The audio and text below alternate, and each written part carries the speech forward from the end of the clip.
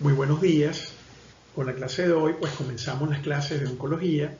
Este año quisimos hacer un cambio al programa, tratando de introducir unos nuevos temas para el mejor entendimiento de lo que es el cáncer.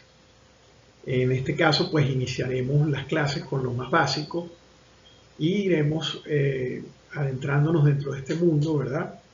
A medida que vayamos adelantando estas clases. Aquí les quise hacer esta clase, pues, de las cuestiones básicas, como son la definición y el concepto de cáncer, todo lo que tiene que ver, pues, con el ciclo celular, la proliferación celular, la diferenciación celular, la apoptosis, los mecanismos de regulación de este ciclo celular, también lo que llamamos carcinogénesis, que es el cambio de la célula normal a una célula cancerígena. También hablaremos de la señalización, que es muy importante para poder entender, pues, todas las modalidades de tratamiento actuales. Por último, hablaremos de algunas generalidades en oncología con respecto al léxico oncológico. De esta manera, pues, que ustedes entiendan mejor, pues, el proceso de estas clases y se adentren en este mundo que es la oncología. Y cuando vayan a leer un artículo científico, pues entiendan bien lo que están leyendo.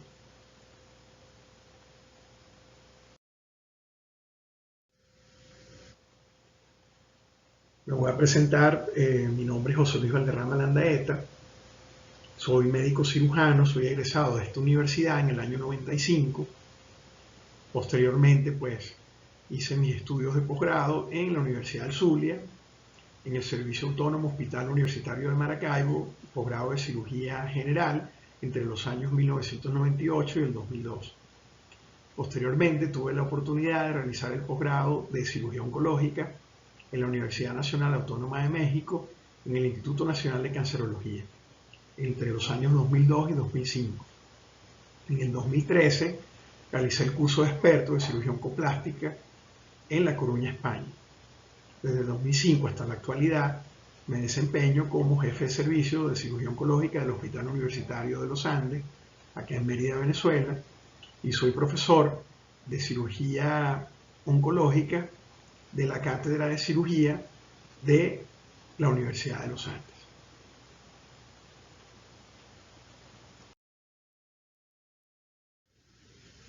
Un concepto que debemos tener claro es la definición de cáncer. Cada uno de nosotros debemos tener una definición de cáncer.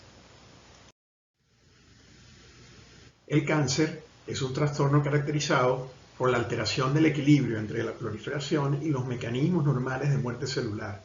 Su consecuencia es el desarrollo de una clona que puede invadir y destruir los tejidos adyacentes y diseminarse hacia sitios distantes en los que se forman nuevas colonias y ocurre lo que llamamos una propagación metastásica. En forma general, pues el cáncer es una enfermedad genética, debido a que siempre previo a los cambios fenotípicos hay un cambio en el genoma, en el genotipo de cada célula. Y estos cambios del genotipo, que son diferentes a las células normales, tienen la capacidad de dar células hijas con los mismos cambios genéticos, lo cual hace que se reproduzca una clona que tiende a formar lo que llamamos tumores. Hay un mecanismo que se llama proliferación, que es el mecanismo por el cual una célula da lugar a un número de células hijas. El otro concepto que debemos definir es la diferenciación, que es un proceso que permite la expresión de un número determinado de genes que define la función celular. La apoptosis, muy interesante dentro del ciclo celular, es lo que llamamos muerte celular programada. En esta fotografía, pues tenemos lo que llamamos el cariotipo de un ser humano del sexo masculino, donde se representan los 23 pares de cromosomas. Siempre se identifican los cromosomas más grandes como los primeros cromosomas y los más pequeños, el 21 y el 22, con los pares más pequeños. Este es un individuo del sexo masculino, ya que tiene el cromosoma X y el cromosoma Y. Cada cromosoma posee numerosos genes. Los genes están ubicados en los alelos, ¿verdad? Y cada gen va a codificar una proteína y se va a expresar o no desde el punto de vista fenotípico a través de la síntesis de proteínas. También debemos recordar la estructura del ADN, que es el ácido desoxirribonucleico, el cual contiene pues, la información genética que está dentro de los genes y que esta información genética va a ser heredada a las células hijas por generaciones. Esta es la base prácticamente de la génesis del cáncer. Cualquier alteración de esta estructura, que ya hablaremos más adelante, puede desembocar en una mutación y la suma de mutaciones pueden producir células que se diferencian de sus células madres o de sus células originales y producen unas clonas totalmente diferentes que no tienen mecanismos pues, de control, lo cual va a producir lo que llamamos cáncer o tumores. Y estas células tienen la capacidad de heredar esas mutaciones a sus células hijas.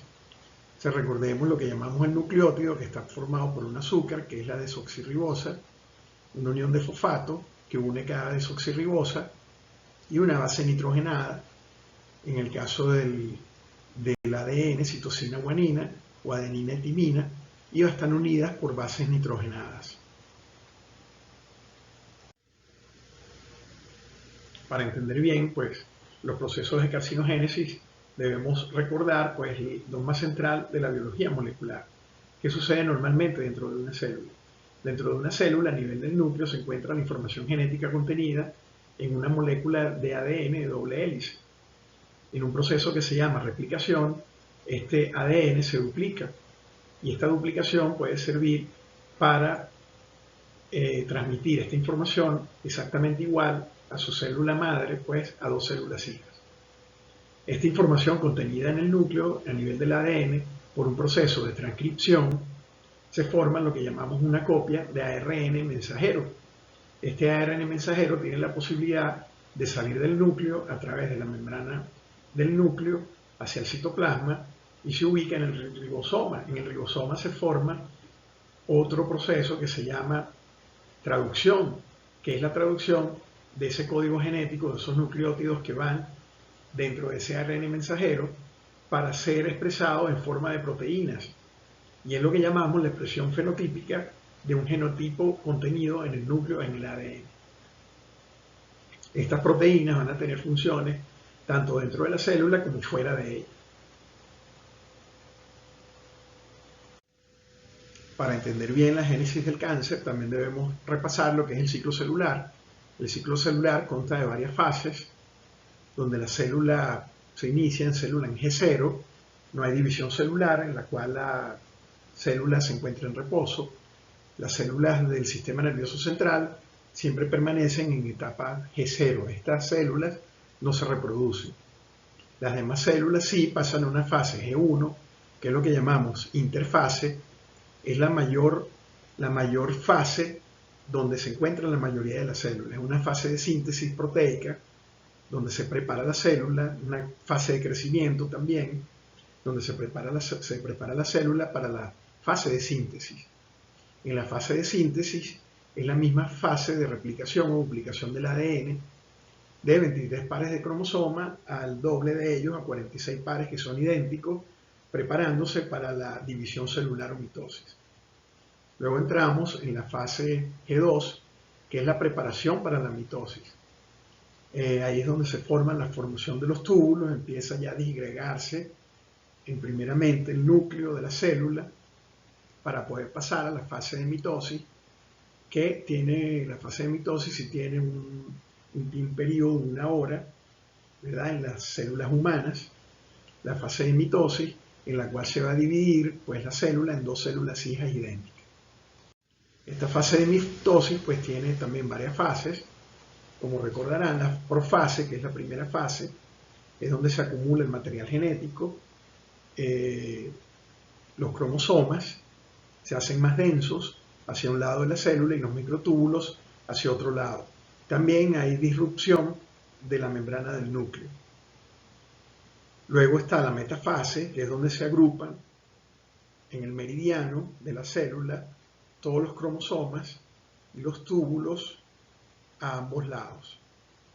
Luego viene la anafase, que es la fase en la cual cada par de cromosomas se va hacia un polo de la célula.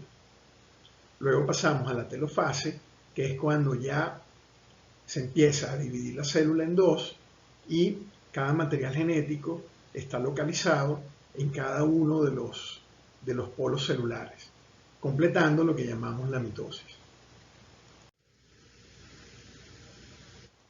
Otro punto muy importante son los puntos de control del ciclo celular. Estos puntos de control del ciclo celular nos permiten hacer un control de aquellas células que tengan alteración de su material genético, el ADN, y de esta manera evitar que estas células se repliquen y se dividan en células hijas con este material genético alterado.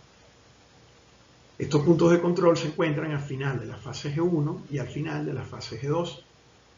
Y estos puntos de control van a depender prácticamente de dos enzimas llamadas cinasas dependientes de las ciclinas, o CDK, y las ciclinas. Las ciclinas son proteínas que se producen en cada una de estas fases del ciclo y permiten que el ciclo continúe al unirse con estas cinasas dependientes de ciclinas. Estas cinasas dependientes de ciclinas, unidas a las ciclinas producidas en un tiempo determinado, producen fosforilación de determinadas proteínas que estimulan o inhiben el ciclo celular. Acá tenemos como ejemplo, por ejemplo, en la fase G1 se producen ciclinas específicas D y E. Estas ciclinas específicas D y E se unen a la cinasa dependiente de ciclina 2 y a la cinasa dependiente de ciclina 4. En este caso, se une la ciclina D, que fue producida en la fase G1, para actuar fosforilando la proteína RB. Esta proteína RB, cuando está activa, inhibe la replicación del ADN. En este caso, al ser fosforilada, no inhibirá pues la replicación del ADN y continuará el ciclo celular a la fase de síntesis. En la fase de síntesis hay una ciclina que se produce, que es la ciclina A. Esta ciclina A se combina con la cinasa dependiente de ciclina 2 y va a activar la replicación del ADN en la fase de síntesis.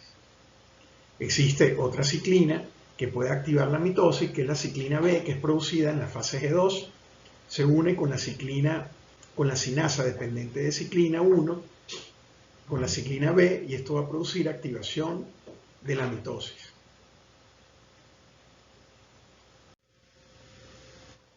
Otro punto importante que produce a nivel del ciclo celular su control, como es el P53. Esta proteína P53 decimos que es el guardián del genoma, ha sido ampliamente estudiada. Esta puede inhibir, ¿verdad?, el ciclo celular a través de una enzima inhibidora de la ciclina dependiente de quinasa, que puede actuar sobre la ciclina dependiente de cinasa 4 cuando está unida a la ciclina D, para no fosforilar, ¿verdad?, la proteína RB, y esto así no inhibe la replicación del ADN. En este caso, se produce inhibición de la replicación del ADN cuando hay un ADN dañado. ¿Por qué? Porque bloquea este complejo, que es la ciclina dependiente de quinasa 4 más la ciclina D. Esto hace que este complejo no fosforile la proteína RB, que generalmente, si no está fosforilada, ella inhibe en este punto la replicación del ADN. También el P53, por otra parte, puede programar la apoptosis celular, por otro lado, por otro tipo de proteínas, por lo cual lo decimos que es el guardián del genoma. En esta lámina pues estamos representando lo que sucede en una célula normal. En una célula normal, en esta balanza, hay un equilibrio entre los factores promotores de crecimiento, que son expresión de los protoncogenes, que favorecen la proliferación celular, y los mecanismos inhibidores del crecimiento, que es la expresión de los genes supresores. Esta balanza equilibrada se apoya sobre una apoptosis, que es la muerte celular programada de cada una de estas células. Cuando hay carcinogénesis, pues formación de células tumorales, hay un desbalance en este equilibrio. Hay mutación de los protoncogenes, a oncogenes, donde se promueve el crecimiento celular. Y puede ver mutación también de los inhibidores del crecimiento celular, como son mutaciones en los genes supresores, y hay una alteración de la apoptosis de esta célula, lo que hace que la célula se vuelva inmortal.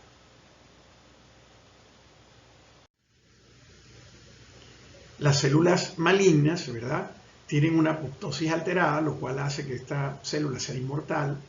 El mecanismo por el cual la célula muere, como lo explicamos previamente en la diapositiva del ciclo celular, en los puntos de control, cuando hay alteración, por ejemplo, del P53, que es un gen supresor, hay mutación del mismo, lo cual hace que no se exprese. Este mecanismo de alteración de la apoptosis hace que esta célula sea inmortal y se siga dividiendo con este mismo defecto, ¿verdad?, o mutación de su gen supresor a las células hijas. Hay una pérdida también de inhibición por contacto de la proliferación. Generalmente las células normales, cuando entran en contacto con otras células, hay una inhibición de la proliferación. Estas células malignas pues pierden esa inhibición por contacto de proliferación, por lo cual se tienden a reproducir más rápidamente, a haber más mitosis, más proliferación. Hay una proliferación descontrolada por los mecanismos que hablé previamente. También hay una diferenciación errónea. La célula se diferencia de sus células normales. Por eso en los reportes de patología ustedes ven, por ejemplo, un adenocarcinoma que viene de un tumor de mama, de un cáncer de mama, ductal infiltrante. Puede ser bien diferenciado cuando se parece más a su célula normal previa, puede ser moderadamente diferenciado o puede ser pobremente diferenciado. También hay un mecanismo en el cual la célula normal responde a las señales extracelulares, ¿verdad? En este caso, la célula tumoral no responde a las señales extracelulares, señales sobre todo inhibitorias. También estas células pueden desarrollar movilidad y pueden invadir a través de los vasos a otros tejidos, creando lo que llamamos metástasis. Aquí en este diagrama podemos ver que las células tumorales, ellas adquieren características que las hacen con mayor capacidad de proliferación, es independiente de los factores de crecimiento que actúan sobre ellas, es insensible, o sea, no responde a las señales de muerte celular, como lo explicamos previamente.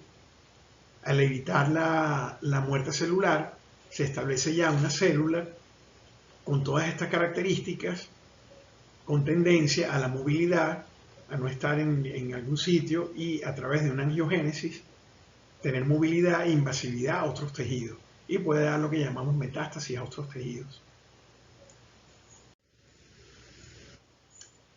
En la carcinogénesis, entonces, en principio tenemos una disfunción del equilibrio genómico normal que hay en las células normales. Hay una activación e inhibición de los genes supresores, activación de los oncogenes y amplificación de los mismos. La célula aumenta su capacidad de proliferación.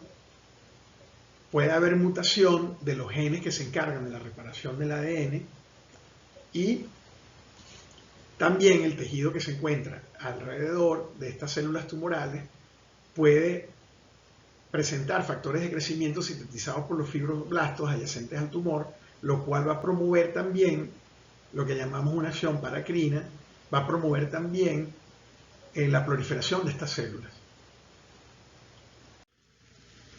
A principios del siglo pasado, pues, en 1915 se desarrollaron modelos de carcinogénesis.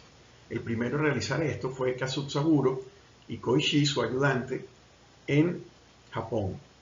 Ellos crearon tumores malignos, pudieron reproducir tumores malignos epiteliales en las orejas de conejos, aplicando alquitrán de hulla. El agente iniciador a altas dosis combinado con agentes promotores hacían que aparecieran tumores en estos conejos. Cuando aplicaban este agente iniciador, o sea, el alquitrán de hulla, solo sin agentes promotores, pues no se promovía la formación de tumores. Sin embargo, también se dieron cuenta que ya aplicando este factor iniciador, el daño está hecho y que permanece latente con el tiempo hasta aplicar el agente promotor. En este caso, ellos esperaron un año posterior a haber aplicado el agente iniciador y se dieron cuenta que al aplicar después de este año el agente promotor, pues aparecían nuevamente los tumores. En esta lámina, pues de forma esquemática, podemos explicar el proceso de carcinogénesis resumido en 3 pasos. La iniciación, donde hay un daño a nivel del ADN. Este daño es irreversible y es perdurable y es heredable.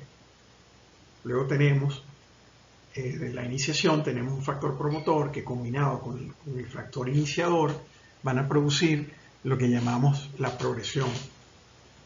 La promoción, pues, es a nivel de las señales de traducción, de transducción de señales, y la progresión va a crear ya un daño a nivel del ADN, un daño completo. Producen las células invasoras con tendencia a invadir tejidos periféricos a la lesión y con tendencia a dar metástasis a tejidos a distancia. Esto está pues simplificado en estos 3 pasos. La iniciación entonces es un cambio permanente y heredable que altera el ADN celular. En segundo lugar, la promoción es un proceso que puede ser reversible, en el cual se acumulan otras alteraciones genéticas, generalmente de señales de transducción. Y luego tenemos la progresión, cuando ya tenemos una célula invasora con tendencia a la movilidad y con la tendencia de invasibilidad y también de dar metástasis a tejidos que están fuera en otras partes del organismo, fuera del tumor primario. Entonces, en la carcinogénesis debe haber una inestabilidad genética. ¿Por qué? Porque hay una pérdida o ganancia de cromosomas. Por ejemplo, cuando el cariotipo pierde algún cromosoma, va a perder genes que están encargados de la supresión de la proliferación celular. Por lo cual, tanto la pérdida como la ganancia puede producir pues, inestabilidad del genoma y en este caso pues, proliferación celular y producción de cáncer. También hay una pérdida o inhibición de los genes que codifican la reparación del ADN. Existen 3 tipos de genes, ¿verdad? Los genes que producen proliferación, como son los oncogenes, los genes que inhiben esta proliferación y programan la muerte celular, como son los genes supresores, y están los genes encargados de reparar el material genético, como son los genes que codifican las polimerasas de ARN, de reparación de cuando hay alguna mutación de este. Si hay pérdida o inhibición de estos genes, también hay una perpetuidad de estas mutaciones, las cuales se pueden transmitir a sus células hijas y producir un desbalance, lo cual va a producir pues, las células tumorales. También hay una tasa de mutación mayor cuando hay esta pérdida de inhibición de los genes que codifican la reparación. También hay una expresión y amplificación de los oncogenes que producen mayor proliferación celular e inhibición de los genes que disminuyen la proliferación celular, como son los genes supresores. También hay factores epigenéticos. Un factor epigenético no hay una alteración en el material genético, pero hay una alteración de todos aquellos mecanismos para que ese material genético se exprese o se transcriba o se duplique el ADN. Este factor epigenético puede ser heredable a las células hijas. Ejemplos de esto tenemos la metilación del ADN, el grupo metilo a la citosina. Esta metilación va a ser cuando hay hipermetilación, ¿verdad? Hay bloqueo, digamos, de la síntesis como tal, ¿no? O de la proliferación. Cuando hay hipometilación, hay más bien promoción de la expresión de los oncogenes. Entonces, la mayoría de los factores epigenéticos que se combinan con los factores de mutación genética pueden haber en las células tumorales más hipometilación que metilación, porque la hipometilación va a promover la expresión y la hipermetilación va a promover el bloqueo de la expresión de estos oncogenes.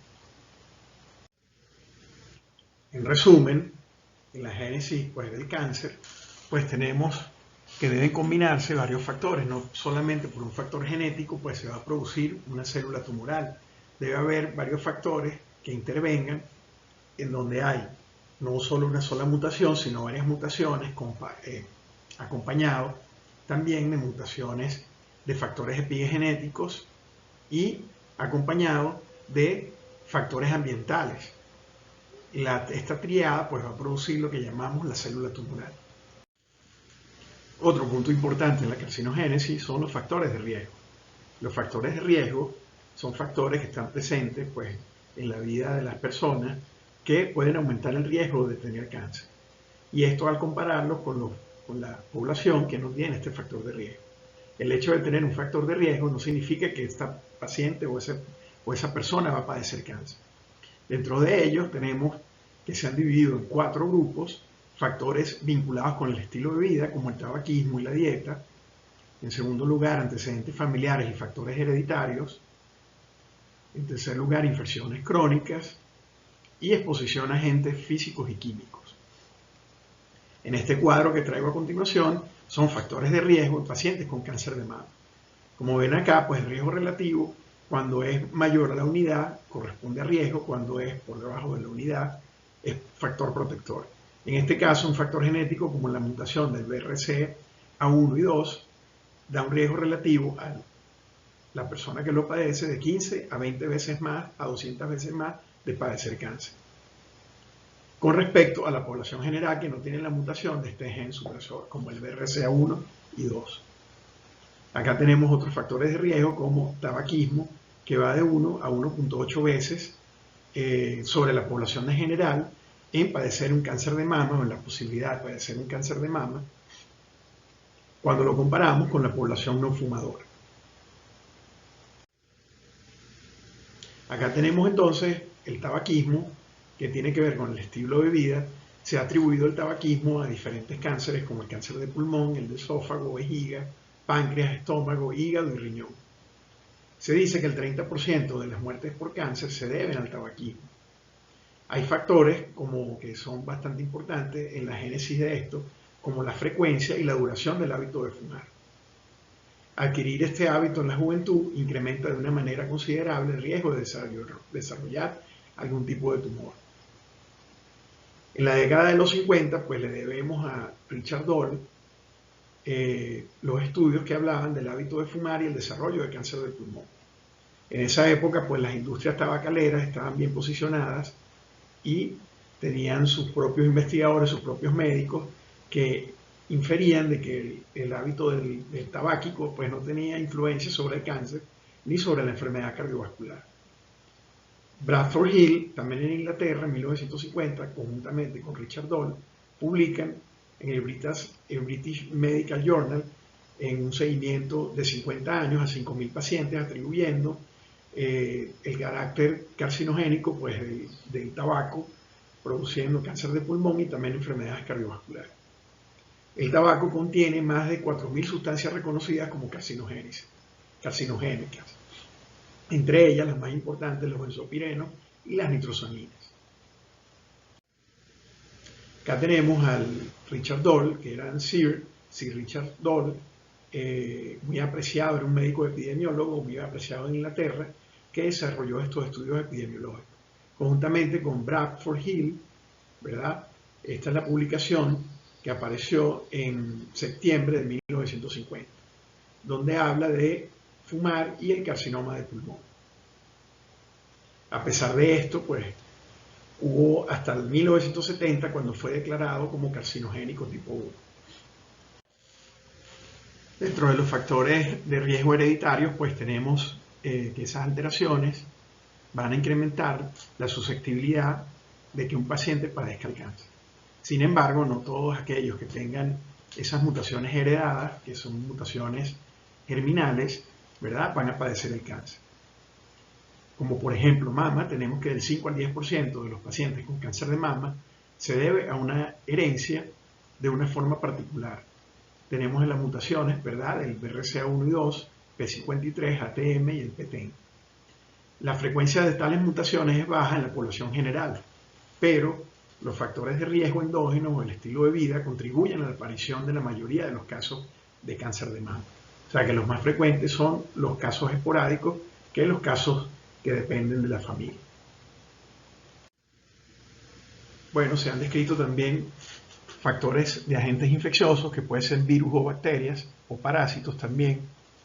Desde los estudios de Rose y colaboradores en su trabajo de un factor filtrable causante de sarcomas en pollo, aparentemente pues se describió que era un virus que los producía y su nexo con el cáncer. Los virus relacionados con el cáncer, entonces tenemos que hay una información genética que puede ser transportada por estos virus de ADN y ARN sobre la célula infectada, sobre el núcleo, sobre su material genético, y esto puede insertarse dentro de la información genética, causando una célula con una información genética errada y causando una transformación maligna de la misma. Dentro de los virus pueden ser virus ADN y virus ARN. De los más descritos son los virus ADN. Tenemos el virus del VPH, el virus del papiloma humano, que puede producir pues, cáncer cervicuterino. También se ha visto en los cánceres de vulva, en cánceres de cabeza y cuello, como los cánceres de cavidad oral, de orofaringe y cánceres de laringe. Estos son las cepas que son de más patogénicas en cuanto a cáncer, debido a que se han descrito más de 100, de las cuales se han caracterizado, pues, estas son las que más se relacionan con de alto riesgo para cáncer. 16, 18, 31, 33, 35, 39, 45, 51, 52, 56 y 58. El hepantavirus, el virus del herpes, sobre todo cuando es combinado o asociado al virus del VPH, hay un riesgo relativo mucho mayor de cáncer cervicuterino o cáncer de vagina o cáncer de vulva. Tenemos el poliomavirus y el virus de la hepatitis B, que es un virus también ADN, que puede producir, al producir la hepatitis, pues la inflamación del hígado puede aumentar el riesgo de carcinoma hepatocelular. El Helicobacter pylori pues ha sido muy estudiado y se ha conseguido pues que hay un riesgo incrementado en los pacientes de padecer cáncer gástrico, sobre todo adenocarcinomas. También ha sido aislado en pacientes con linfomas y maltomas, inclusive en los maltomas. El solo hecho de tratar el Helicobacter puede haber regresión de estas lesiones. En cuanto a los adenocarcinomas, sino con el tratamiento, pues hay que hacer un tratamiento oncológico. En cuanto a las cepas que son más productoras de cáncer, tenemos las células BAC-A, células CAC-A y la proteína inductora, ¿verdad?, TIP-alfa de factor de necrosis tumoral alfa. En cuanto a algunos parásitos, ¿verdad?, tenemos el Schistosoma hematobium, ha sido descrito en el cáncer de vejiga urinaria, ¿verdad?, y sobre todo en los países del Medio Oriente. Tenemos también otro parásito, el Opistorchis viverrini, que origina cánceres en la vía biliar. Bueno, dentro de los factores de agentes químicos, ¿verdad?, son bastante importantes, a pesar de que fue nada más en 1915, como lo nombramos previamente, que Axaburo y Koichi realizan experimentos para el desarrollo de un modelo experimental de cáncer en animales utilizando el alquitrán de hulla en los conejos, en las orejas de los conejos, ¿verdad? Y desarrollaron cáncer cuando aplicaban el alquitrán de una forma, digamos, constante. A pesar de que en 1915 que se empiezan a desarrollar estos modelos, hay publicaciones previas del siglo XVIII, como las de Pope, donde encuentran una relación del cáncer en escroto en los limpiadores de chimenea en Inglaterra. En 1885, Bell describe el cáncer de piel en trabajadores del alquitrán y la parafina. Ren, en 1895, describe una patología que aparecía en pintores que usaban anilina, como el cáncer de vejiga.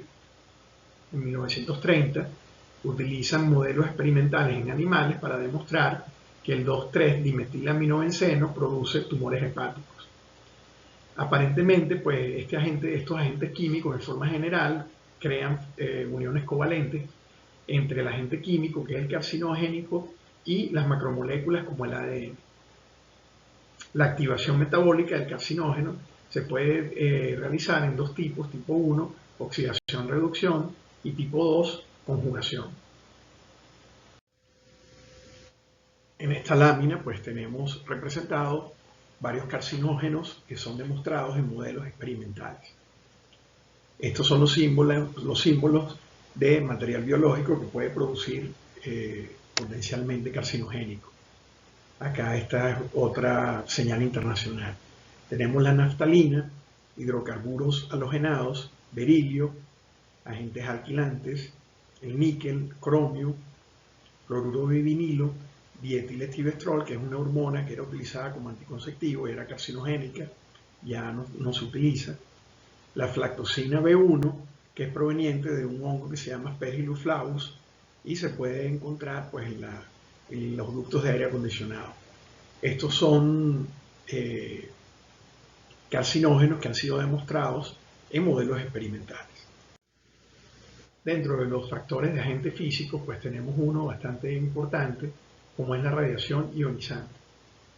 Acá tenemos el símbolo internacional de la radiación ionizante. Esto está ubicado, siempre lo vamos a ver en las unidades de radiación, de radioterapia, donde hay un acelerador lineal o una bomba de cobalto o una barioterapia intersticial de alta tasa, o cuando vamos a una unidad de medicina nuclear donde hay manejo de radionúcleos. Aparentemente la radiación ionizante produce daño en los nucleótidos y rompimiento de las cadenas de ADN de una o ambas cadenas. En 1895 los rayos X son descubiertos por Röntgen. Röntgen le dio una aplicación clínica pues, en el diagnóstico de enfermedades óseas a la época, pero en el momento no se utilizaba protección porque no se sabía si causaba cáncer. En 1902 ya se empieza a comunicar el primer caso de cáncer inducido por radiación en un área ulcerada de la piel. En 1911 aparece también una publicación de leucemia inducida en pacientes que eran trabajadores que trabajaban con radiación. Marie Curie y su hija Irene Curie, ellos fallecieron debido a complicaciones de leucemia inducida por la radiación, ya que ellas trabajaban con materiales radioactivos. Marie Curie fue la descubridora pues, del radio, un nuevo elemento, fue ganadora del premio Nobel y bueno, ella no utilizaba ninguna protección. Y las dos fallecieron debido a consecuencia pues, de la exposición a agentes de radiación sin protección. Son los sobrevivientes de las explosiones de Hiroshima y Nagasaki en 1945, en la Segunda Guerra Mundial, pues fueron modelos humanos en el desarrollo de tumores inducidos por radiación. Entonces se demuestra, después de todo esto, que la radiación es un carcinógeno universal. Acá en esta diapositiva pues vemos dos fotos de dos personajes muy importantes. El doctor Röntgen, que descubre los rayos X en 1895. Aquí vemos la primera placa realizada a su esposa, la mano izquierda de su esposa. Lo que vemos aquí es el anillo de casada. Aquí tenemos a Marie y Pierre Curie, eran esposos. Ellos descubrieron pues, el radio y sus propiedades, describieron en la tabla periódica pues, el radio como un nuevo elemento y por lo cual pues, ganaron el premio Nobel en física y en química. Dentro de los agentes físicos tenemos uno muy importante, pues porque lo tenemos todos los días, como son las radiaciones solares, los rayos ultravioletas, sobre todo los UVB, ¿verdad? Las radiaciones ultravioletas de onda B. Lo que son rayos ultravioleta A y C, los C son absorbidos por la atmósfera, son los más peligrosos, y los A son los responsables de bronceado, y los B pues son los más perjudiciales para la vida, como dice ahí. Son radiaciones de baja potencia. Los rayos UVB pueden producir dímeros de pirimidina en una sola hebra de ADN, como ven en esta lámina. Tenemos pirimidinas y purinas. Las purinas toleran bien pues, la radiación UVB, pero las pirimidinas, cuando existen dos pirimidinas continuas en la misma hebra, pueden producir lo que llamamos dímeros de pirimidina. Estos dímeros de pirimidina, si con el proceso de polimerasa, pues son escindidos el fragmento y ese fragmento es escindido y se sintetiza nuevamente uno para corregir este error. Si no se repara, ¿verdad? Si no es reparado, la replicación se bloquea y la célula puede hacer dos cosas: o se muere o se codifica con ese defecto. Si se codifica con ese defecto, pues va a producir cáncer de piel. Bueno, ahora vamos a hablar un poco de los oncogenes. Antes de hablar de oncogenes, tenemos que hablar de los protooncogenes, que es la versión normal de un oncogen. Generalmente, el protooncogen es un gen normal que se expresa pues, en una célula normal. y regula todo lo que tiene que ver con la proliferación, diferenciación y apoptosis celular. Cuando hay una mutación por algún factor de riesgo que crea una mutación en un protoncogen, hace que este protoncogen pase a ser un oncogen. Cuando es un oncogen, pues va a haber una amplificación de la proliferación, por lo cual sus productos pueden predisponer a formar células tumorales. Dentro de los oncogenes expresados y sus productos tenemos 4 tipos de productos de un oncogen. Pueden ser relacionados con la señalización extracelular, pueden ser también receptores de superficie que estimulan pues la fosforilación y los mecanismos de cascada de liberación de la proliferación celular. También pueden ser componentes citoplasmáticos que transmiten señales desde estos receptores que están activados hasta un ligando y muchas veces hacia el núcleo. Y luego conseguimos en cuarto lugar proteínas nucleares que reciben señales del citoplasma y modifican la expresión de los genes que regulan la proliferación y diferenciación celular. Algunos de estos oncogenes, que son protoncogenes ya mutados, ¿verdad?, tienen que ver también con la apoptosis celular. Para que un protoncogen llegue a ser un oncogen, hay varios mecanismos de mutaciones que pueden transformarlo. Entre ellas, pues se han descrito las mutaciones puntuales, que pueden ser en sentido equivocado, donde hay una sustitución de un nucleótido por otro. Puede ser sin sentido, cuando ya se paraliza pues la replicación, o puede ser mutación de algún intrón de un ARN mensajero. También puede haber una translocación o transposición, en el cual hay una translocación de información genética entre 2 alelos, y como ejemplo podemos poner la translocación 1122 de la leucemia mieloide crónica, el llamado cromosoma Filadelfia. También podemos tener una amplificación, como lo vemos acá, del gen, donde hay una región específica del cromosoma que produce múltiples copias, como se ve acá, múltiples copias génicas, lo cual favorece la expresión de ese gen. Luego puede haber también pérdida del material cromosómico por delección de secuencia o fragmentos de ADN. También inserción de un ADN exógeno por virus de ADN, por ejemplo, el virus del VPH, ¿verdad?, que puede sustituir un segmento de ese material genético por un ADN exógeno que es viral. Luego, también expansión de secuencias repetitivas de nucleótidos debido a defectos en la reparación del ADN. Bueno, dentro de la familia de los oncogenes, pues hay 2 grandes familias que se han aislado en la mayoría de los tumores, como es la familia CMYC y la familia RAS. KRAS, KRAS, NRAS. Entre la familia CMYC, pues tiene que ver con un complejo que se une al ADN y regula la transcripción de un conjunto de clases de genes. Se crean complejos diméricos con proteínas llamadas MAX y MAT y produce varios promotores como P0, P1, P2 que tienen una doble acción. Pueden tener una acción sobre la proliferación, estimulando la misma, pero también tienen una acción sobre la apoptosis.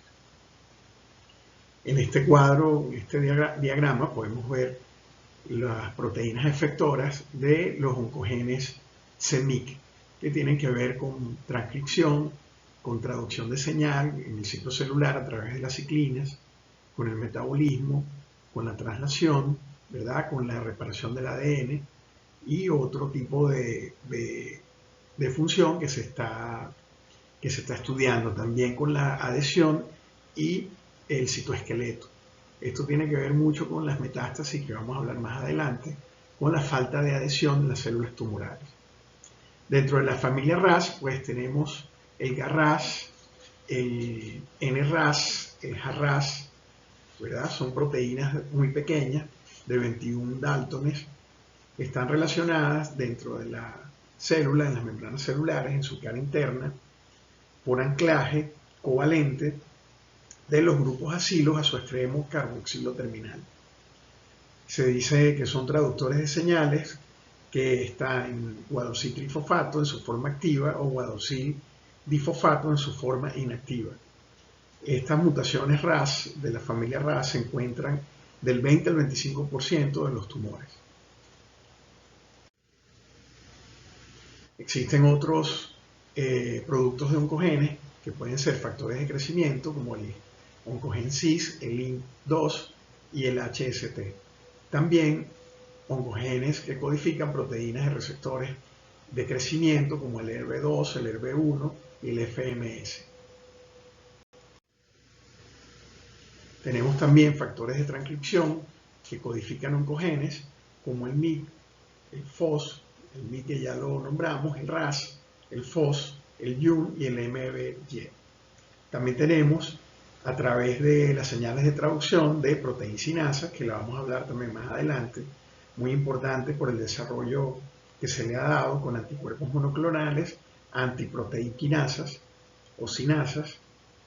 Tenemos el ABL, el BCL2, el YES y el FYN, entre otros, ¿no? Aquí pues estoy nombrando los principales. Bueno, cuando se inició el estudio de los oncogenes, se realizaron experimentos en animales donde se inducían pues estos tumores utilizando diferentes retrovirus. Aquí vemos pues los 12 oncogenes producidos por virus, ¿verdad? Y su correlación. Aquí tenemos el gen del ABL, el oncogen del ABL, ¿verdad? Que produce una cinasa de tirosina. Tenemos el ERB2, que es caracterizado por un receptor con actividad tirosina. Tenemos la familia FOS, que son factores de transcripción. Tenemos el MYC, que ya lo hablamos, que producen transcripción y se unen al ADN con una proteína MAX, que ya lo describimos previamente. Tenemos la familia de los genes RAS, ¿verdad? Que utilizan como efectores una proteína G pequeña, que ya vamos a hablar más adelante. La familia de los CIS, ¿verdad? Que utiliza factor de crecimiento, ¿verdad? Y así sucesivamente. Entonces aquí tenemos la descripción de cada uno de estos virus que produjo, pues, reprodujo en animales la manifestación de la mutación de este protoncogeno. Ahora vamos a hablar de genes supresores. Pues los genes supresores es la contraparte del oncogen, ya que sus productos producen disminución de la proliferación celular y promueven la apoptosis. Entonces, ¿cuáles son los productos de genes supresores? En primer lugar, represión de genes que son necesarios para proceder y permanecer en el ciclo celular. Segundo, acoplamiento del ciclo celular con los daños que puede sufrir el ADN e impiden que una célula prosiga en el ciclo celular si tienen ADN dañado. Tercer lugar, los daños que permiten que si la alteración del material genético es irreparable, la célula tiene que entrar en apoptosis para eliminar el riesgo que presenta para el organismo. Y en cuarto lugar, algunas proteínas que participan en la adhesión celular. Esta adhesión celular previene que las células proliferen en forma aislada y puedan dar metástasis. Este punto es muy importante. En este cuadro pues tenemos más o menos algunos de los genes supresores más reconocidos, su mutación cromosómica, localización cromosómica de la mutación. Tenemos pues acá unos muy conocidos, muy estudiados, como el APC, que es el de carcinoma colorectal polipósico, 5q21. Tenemos también el gen supresor BRCA1 y 2 del cáncer de mama y ovario. Tenemos el del cáncer colorectal, el DSC. También tenemos para el cáncer colorectal no polipósico, como es el MLH1 y H2.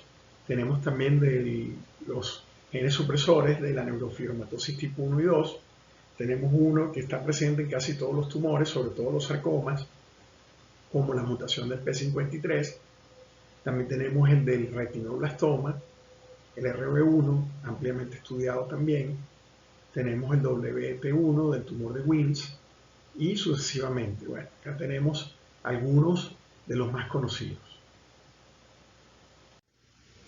Bueno, en resumen decimos que el cáncer es una enfermedad genética, ¿verdad? Donde puede haber mutaciones de una clona, ¿verdad?, celular, esta clona celular se hace inmortal y a medida que se va reproduciendo da células hijas con todos estos cambios. Existen mutaciones que pueden ser somáticas o mutaciones germinales. Una mutación somática es sobre el individuo ya formado, que es sometido, ¿verdad?, a factores de riesgo. Estos factores de riesgo que hablamos previamente produce mutaciones de protoncogenes para que se formen oncogenes.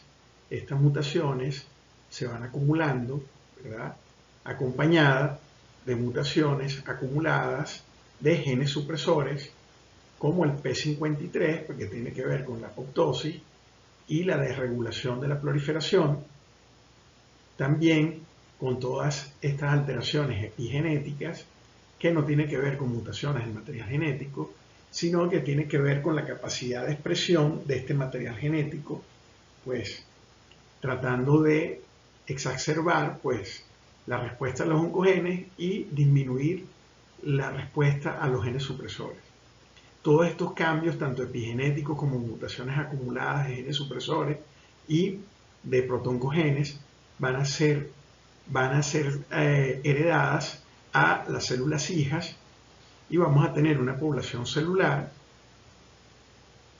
con tendencia a la proliferación, con muchas mutaciones acumuladas. Estas mutaciones se van dividiendo las células hasta que lleguemos más o menos a 1 millón de células, donde una clona celular ya se hace maligna. Por otro lado, tenemos las mutaciones germinales. En este caso, si tenemos una mutación germinal, que es una mutación heredada, ¿verdad?, se crea la tormenta perfecta. Si esta mutación germinal, ¿verdad?, generalmente se produce en genes recesivos durante la embriogénesis, pero siempre se compensa con otro alelo sano que no permite la expresión de ese gen recesivo. Pero si hay una mutación acumulada somática de ese gen del otro alelo sano, si hay factores de riesgo, se produce lo que llamamos una mutación somática en la vida, que desencadena una nueva mutación. En este caso permite que se exprese ese gen, ¿verdad?, recesivo que estaba pues compensado por el otro alelo, pues, y vamos a crear una población igual, vamos al mismo punto celular con tendencia a la proliferación, con esas mutaciones acumuladas.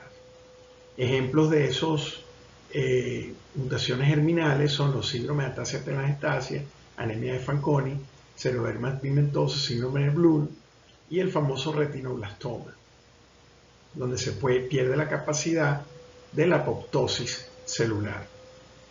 Entonces, todo esto nos va a conllevar pues a lo que conocemos, una célula clonal, un conjunto de células clonales con mutaciones acumuladas que va a producir las células cancerígenas. Y todas estas mutaciones son heredables a las células hijas. Bueno, muchísimas gracias. Ya concluimos pues la clase. Espero pues que les sea de provecho, un poquito cargada, el tema es un poquito complejo, pero muy interesante. Si hay alguna duda, pues no duden en escribirme pues a mis redes sociales, aquí está el Instagram, o a mi teléfono por un mensaje de WhatsApp, pues podemos, cuando yo me desocupe, pues aclararles las dudas. Bueno, quedo de ustedes y vamos entonces a la siguiente clase.